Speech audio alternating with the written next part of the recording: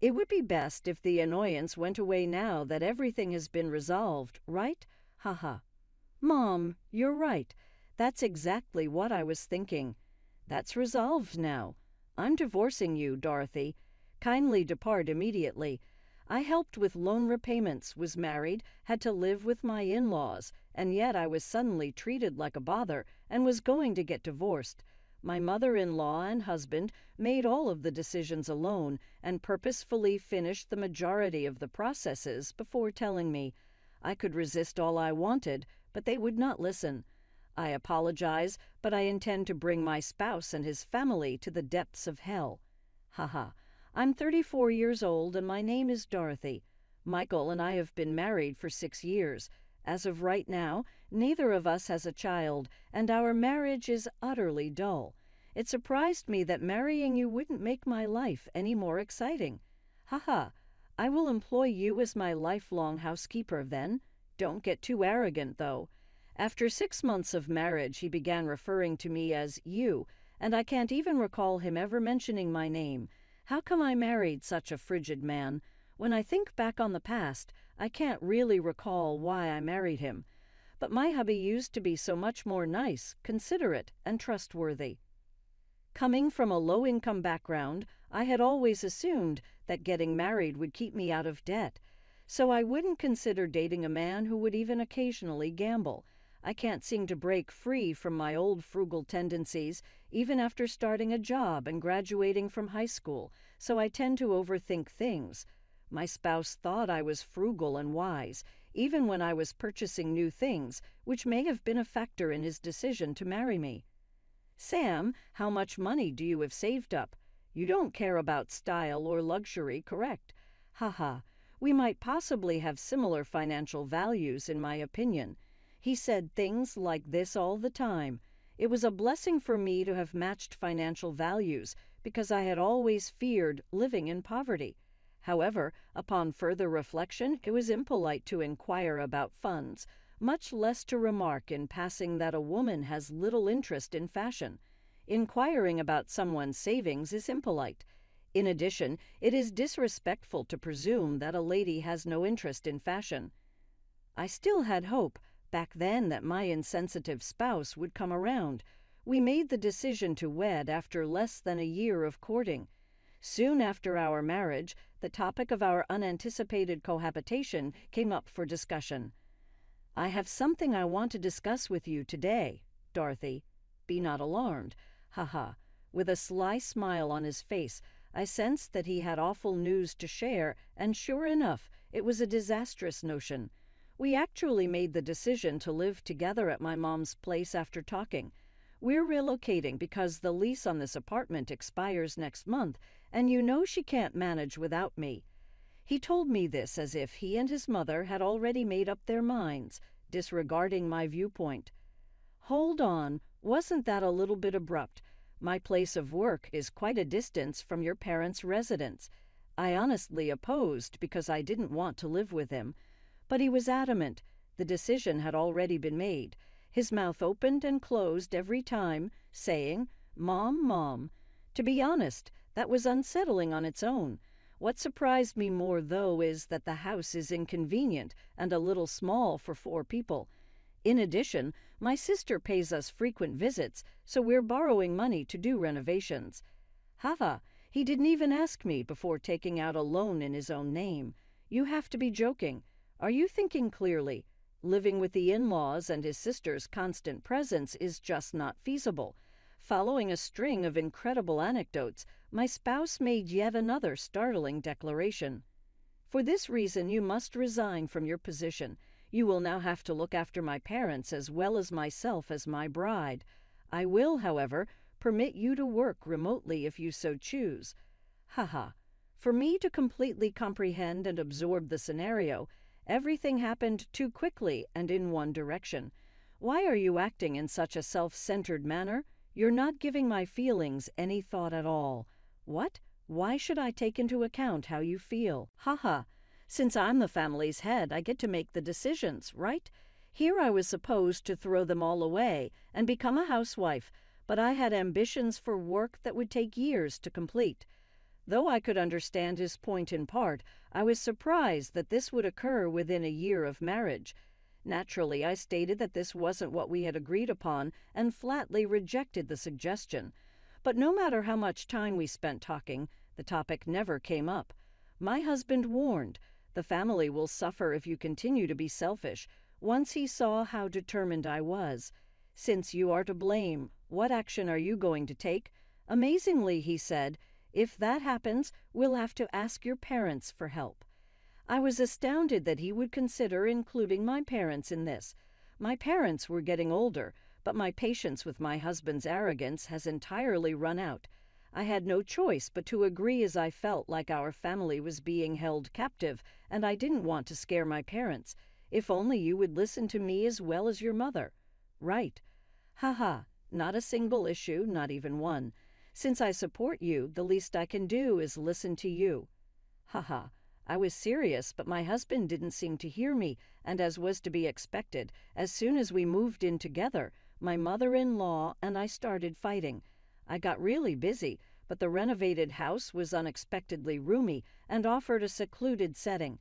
I continued to work shortly after our move, but my mother-in-law ignored me and asked, "Hey, housemaid, when will you quit your job and focus on housework? The house will stay messy if this keeps up." Haha. Every day when I got home, I was given a one-sided reprimand. My husband never ended up standing up for me, even though he had originally pledged to do so when it came to my problems with my mother-in-law. For him and my mother-in-law, blaming me became the norm. "You are aware of my mother's age, correct? The idea that you can assign her all household chores is absurd. I simply requested that we keep taking care of things on our own, but for some reason I was painted as the villain. Although my father-in-law was technically there, he was so unnoticeable that it appeared as though he was circling the house to avoid any issue. "Mr. Baker, may I ask you something?" "No, no, no. Please give up." "Talk away from me. I'm not sure what she'll say if she sees us conversing." I just wanted to know where the breaker was. It was over if we couldn't even have such conversations. 2 weeks after we started living together, my husband and mother-in-law began threatening me. "When are you going to quit your job? If you don't make up your mind soon, I might contact your company." I was determined not to lose my job, the only place where I felt I belonged and had a purpose. This dragged on, and then my husband said, "Your mom is a kind person. If you really don't want to quit your job, maybe she can do something about it."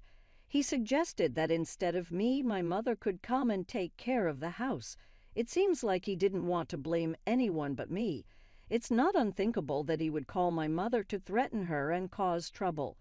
Resignation was the only option left for me, even after I hurriedly handed over my work to a junior and resigned because my mother-in-law and husband kept insisting. I received no gratitude for quitting anyway. That was the start of my days being exploited. "You quit your job, so your income has decreased, right? Don't just rely on me.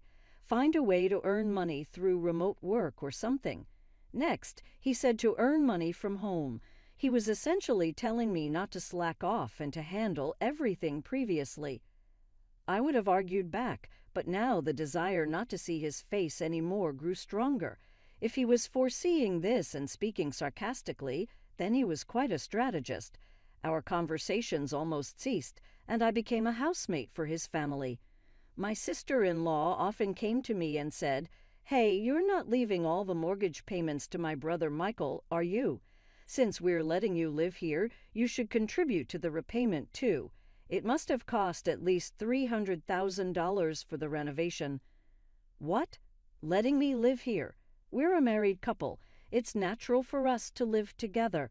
They decided to cohabit on their own and even went ahead with their renovations and then told me to quit my job and now help with the mortgage payments too. Anyone would say this is absurd. I unintentionally raised my voice, but my sister-in-law immediately changed the topic. What a foul-mouthed wife. "Well, you were raised poorly, so it's natural you don't know what a normal family is like. I won't blame you." Communication was completely ineffective. Why did I have to endure this? That's exactly how I felt. Well, if it were a family where common sense prevailed, this conversation wouldn't even be happening. I definitely married a dangerous man. That night my husband said to me, "You heard from my sister today, right? About the mortgage repayment for this house? Lol, we've decided to split it among everyone. Or rather, it's only natural for you, my wife, to pay. That's what I think. Lol."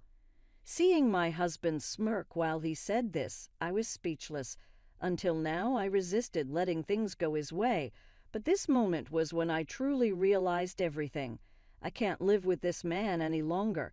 If I stayed, not only would I ruin myself, but also his family. However, I couldn't just bring up divorce immediately. I thought it would worry my parents. My mother's health had recently deteriorated, and she was visiting the hospital, while my father, who was caring for her, was also accumulating fatigue. Bringing up divorce might shock them too much. I couldn't be so selfish, so I thought I'd resolve the current issues first. As suggested by my husband and his family, I started to work from home and helped with the mortgage repayments. Along the way, I asked my husband to change the loan procedures and cooperated to pay it off quickly. Maybe because I was diligently repaying the loan, he was in a good mood, saying, "It's good that you're finally acting like a proper wife. If you kept acting high and mighty, I was even considering divorcing you." Lol. I was clearly paying more, and the situation remained unfair, but I committed to enduring it until everything was settled. Before I knew it, I was 34 years old, and 6 years had passed since our marriage. Thinking about why I got married made me sad, so I tried to stay positive and maintained a positive outlook. Sometimes when I checked social media, I saw old friends who had 2 children and were posting about traveling with their families, which made me envious. I also wanted a happy marriage and children. Now those wishes seemed unreachable. But over the past few years, my mother-in-law had less to complain about regarding my behavior. Maybe our maid had finally become a decent human being. It was tough to educate an unreasonable daughter-in-law, but it turned out okay, she would say while laughing with my sister-in-law. Ultimately, remote work seemed to suit me well. Although I hadn't told my husband, I had earned a substantial amount over these years, and to my surprise, managed to pay off the $300,000 in just a few years. Normally, it would take 35 years. We would have been over 60 years old. But I wanted him to appreciate how quickly I managed to repay it. That night, I said to my husband, "You know, it's about the mortgage. I just paid it off the other day, and today I have something important to discuss."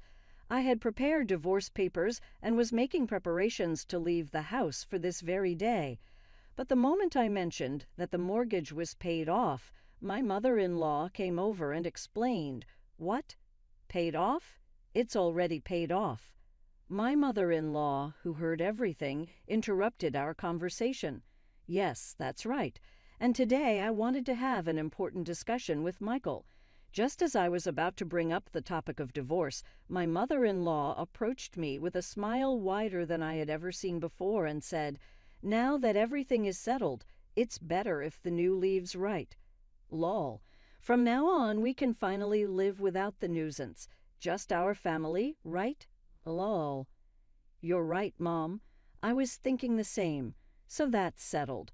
Dorothy, I'm divorcing you. Please leave right now.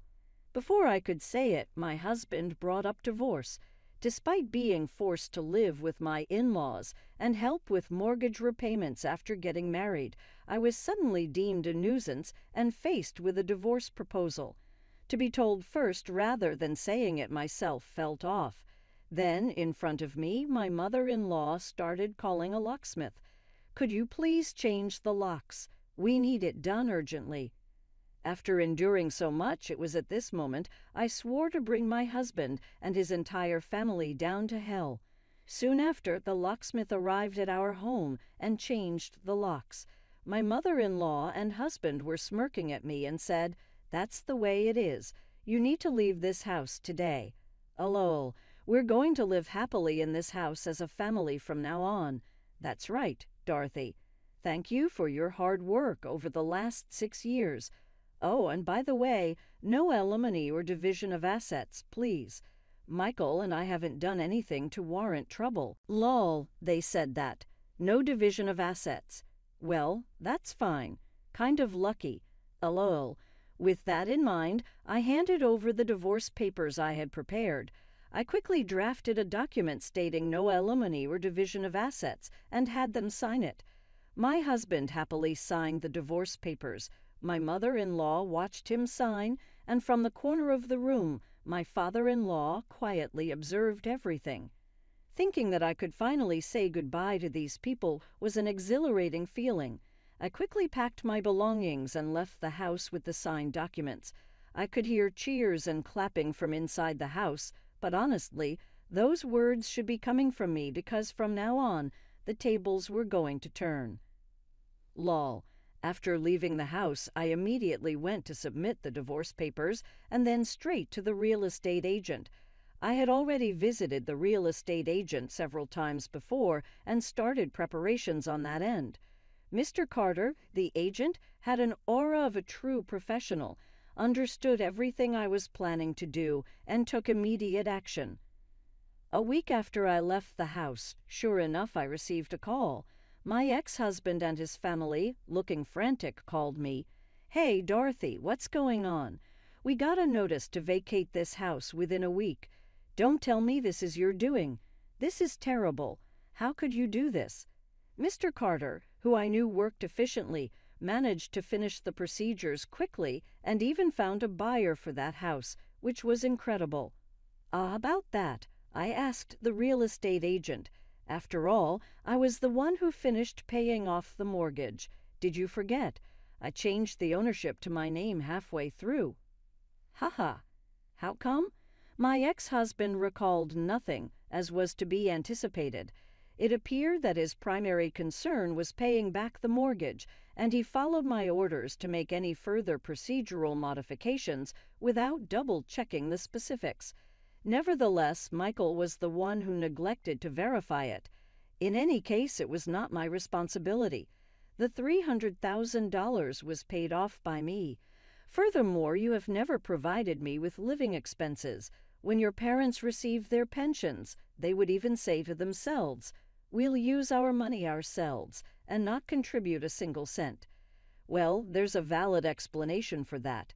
After all, I had been providing for this family's needs for the last 6 years. I was told to resign my job so I could work from home, and even though I followed the instructions, I was so reprimanded that I felt sick to my stomach. I was also forced to assist with the mortgage repayments.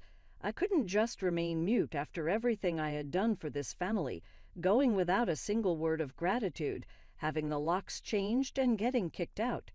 Hold on a second. Let's have another conversation. We can discuss, and you'll comprehend. We were a family after all, and if we leave this house, we have nowhere to go. You are aware of that, correct? With a voice nearly full of tears, Michael said this, but at this point, there was no way I would be duped by such flimsy language. Haha. A location to visit? One exists. Haha. The home of your sister, Mary. Why are the 4 of you not residing at her residence? My mother-in-law took the phone when I stated this spitefully and said, "How can you be so mean? We can't possibly live in her house. She herself is going through a difficult divorce. You are not capable of upsetting my daughter. Therefore, it's acceptable to bother her even though she's your cherished son's wife, because she's still a stranger. Now that makes sense, I suppose. Your way of thinking makes more sense to me, and my disdain for you grows. Haha, I can't possibly assist you." On the other end of the phone, I could hear intolerable comments, but I was glad that I had said what I desired to express. Anyway, please hurry out of here. Without any money, it must be difficult. You seem like a close-knit family, so put in a lot of effort and hold hands. Haha, goodbye. Hold on just a moment. You quit making jokes already. Even though my mother-in-law was yelling, I chose to end the call. My ex-husband remained silent and hid behind his mother even at this critical juncture. This was his real personality. He would speak a big game but would duck and make excuses when it counted. It only proved that I was without judgment when it came to males. Mr. Carter made an extra effort to inform me of their subsequent experiences 3 days later. He may have sensed my fear that they would act irrationally out of retaliation. Desperate, my ex-husband and his family moved out at night, just before the house went up for sale. They begged family members, but because they were despised by most, they finally made their way to my father-in-law's parents' house in the country. They were not accepted even there. In addition, there was a lack of connection between the families of my father-in-law and myself. Well, that was to be expected with individuals like that. Being freeloaders, they were assigned only one room and had to labor on my father-in-law's family's farm from dawn till dusk. Despite my mother-in-law's advanced age, I had no sympathy for her. The way they treated me had just come back to bite them. Most importantly, though, is that they will never again live in a lovely single-family home. They will most likely remain impoverished. They ought to reflect on the past and be sorry that their luxurious existence was not longer. In any case, I'm glad there was no asset separation. A person who can pay off $30 million in 10 years is, after all, capable of coming up with a lot of terrible ideas. I was fortunate that my spouse lacked intelligence. Haha. For my part, I was lucky to land a job right away. My former workplace seemed to have heard about my divorce and move out somehow, and they got in touch with me. My coworker said, "Without you, Dorothy, the workplace just doesn't function," and it seemed sincere. It felt like luck was on my side to be able to pick up where I left off in my profession. There was a man in the somewhat reorganized team at work who seemed especially worried about me. Being around him made me realize that maybe it wasn't such a bad idea, even if I had previously thought I was done with things like that. I'm now leading a happy life that includes both my personal and professional lives.